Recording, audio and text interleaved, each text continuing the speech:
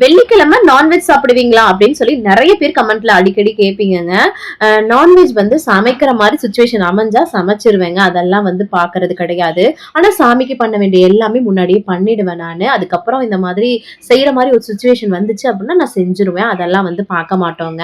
So அது மாதிரிதான் இன்னைக்கும் வந்து வெள்ளிக்கிழமை சூப்பரா சாமிலாம் கும்பிட்டு முடிச்சதுக்கு அப்புறம் நேற்று வந்து மீன் வாங்கிட்டு வந்துட்டாங்க. ஃப்ரீசர்ல வந்து இருக்குது.